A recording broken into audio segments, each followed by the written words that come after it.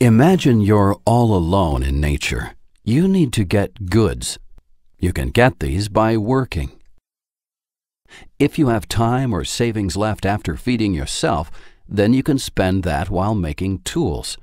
These tools can increase your production.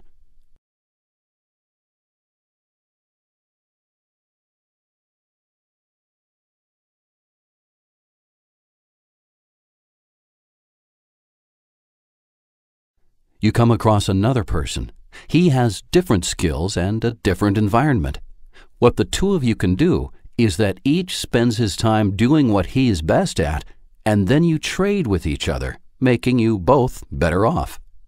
This means you'll be important to each other. After you've specialized, those skills will keep improving. A third and fourth person show up. You'll only do a trade if you think it benefits you.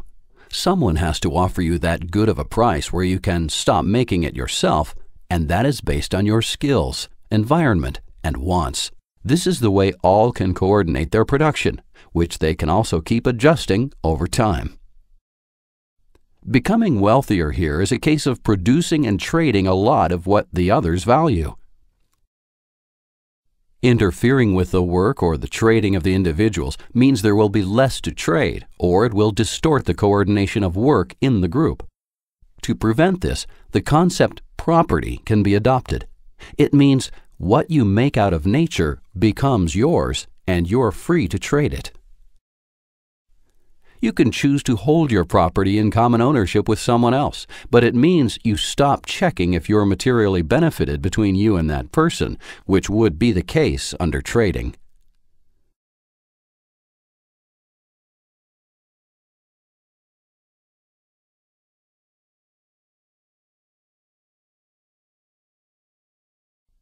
Besides trading what you have for what you want, you can also trade what you have for something you can more easily trade for what you want. This is an indirect trade, and it results automatically in one good outperforming all other goods in facilitating trade. This is then the money. Over time, the economy changes, and likewise, what the money is changes. When a money has emerged, you buy and sell in terms of the same good, so calculating profits and losses is much easier, as well as predicting your income if you make something else.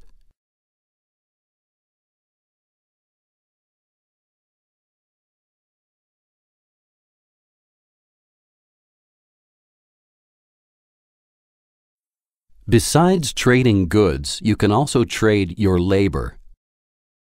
An entrepreneur invests in labor and goods in the hopes of making profits. The laborer earns a steady, positive wage.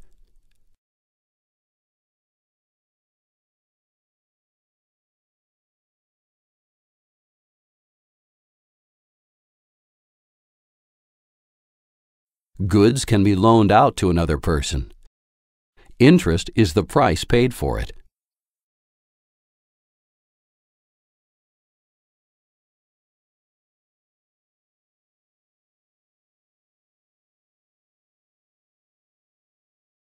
Many people can invest in an entrepreneurial project and partake in the profits and losses through the use of stocks.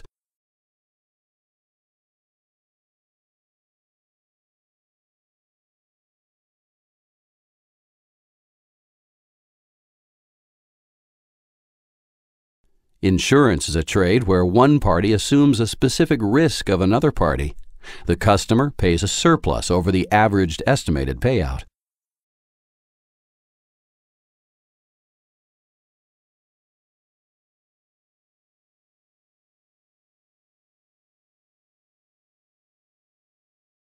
You can provide the service of giving out information about the products of others.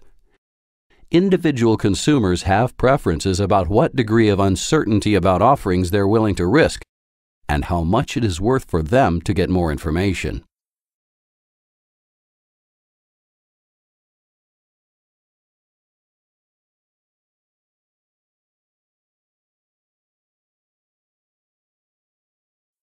You can buy weapons and hire others to protect yourself against crime. But more fundamentally, you can increase the upside of peaceful cooperation and the downside of crime by establishing the reputation of individuals. Third parties can provide the service of arbitrating on and recording the actions between trade partners.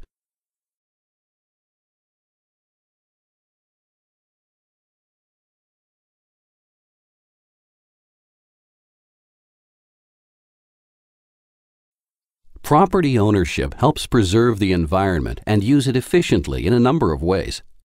You have to carefully manage your waste and chemicals because it's a crime if it ends up on someone else's property and causes damage. When you own a resource, then you're also interested in the value of the resource.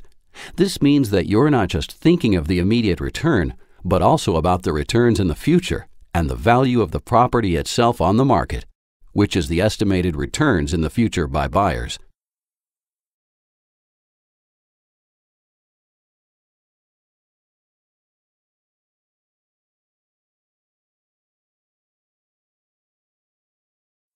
Socialism is not peaceful trading and sharing under property rights, but a forceful grab of all resources in a certain area by a central power. Production and trade no longer determine ownership. All information from prices disappears. So who is better comparatively at doing what? Which goods are valued and by whom? Are less valuable goods being transformed into more valuable goods?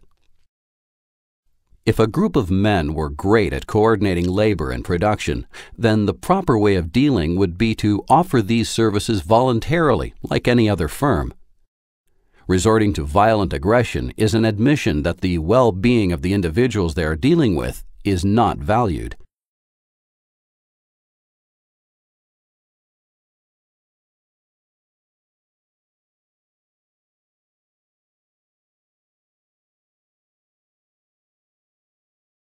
Democracy is not peaceful trading and sharing under property rights, but a forceful grab of security and arbitration in a certain area by a central power.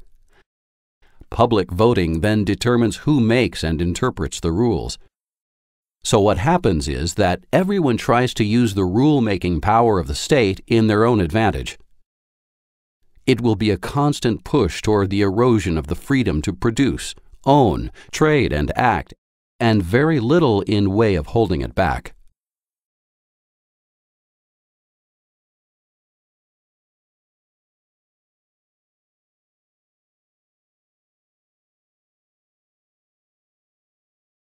Copying an idea or piece of information from someone else is a peaceful act. It does not harm the physical integrity of the property of another.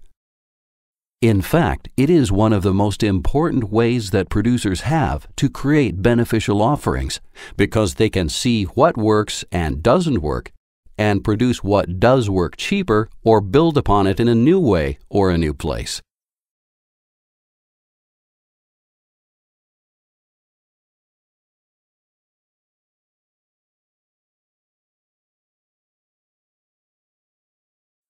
There are a number of economists and other figures in history that are associated, by themselves or by others, with the ideology of capitalism. Among these are Adam Smith, Ludwig von Mises, Friedrich Hayek, Ayn Rand, and Milton Friedman. However, all five were not for individual sovereignty and a voluntary order where security, arbitration, and reputation are goods traded on the market. Instead, they advocated a rulership of some over others in the name of peace, a glaring contradiction incompatible with capitalism.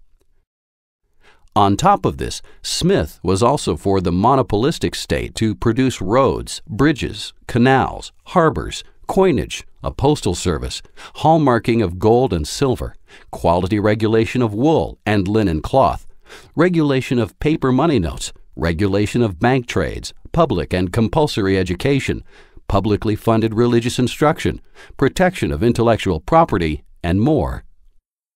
Hayek was for the state production of roads, education, a social safety net, theaters, sports grounds, certification of professions, building regulations, food regulations, factory safety and health regulations, restriction on the sale of dangerous goods, including drugs, and more.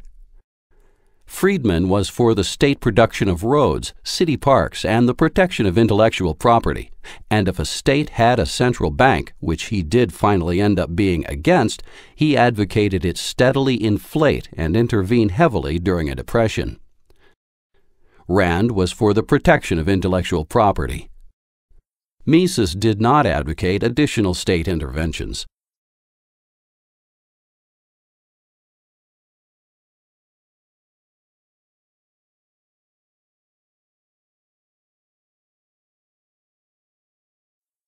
The problems of poverty, low wages, and unemployment can all be ascribed to a lack of capitalism. The only way for people in those circumstances to become wealthier in a sustainable way is to allow them the freedom to be productive, so they can use their human capabilities in ways that they and others find beneficial.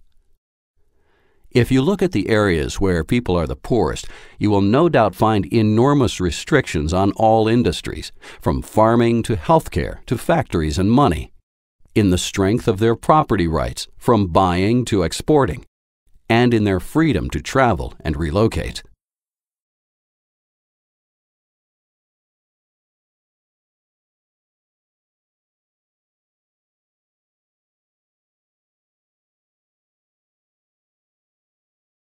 Microsoft has many thousands of software patent privileges acquired from the state, which it can use to stifle competition. Just do a search for the words Microsoft sues patent. But most of all, its software falls under copyright protection, which means that anyone who copies the software becomes a target of the state criminal system, even if there wasn't an agreement between that person and Microsoft. Such a thing could not happen in a free market. Copyrights and patents are a way of shielding established businesses from competition. What we need instead is real capitalism.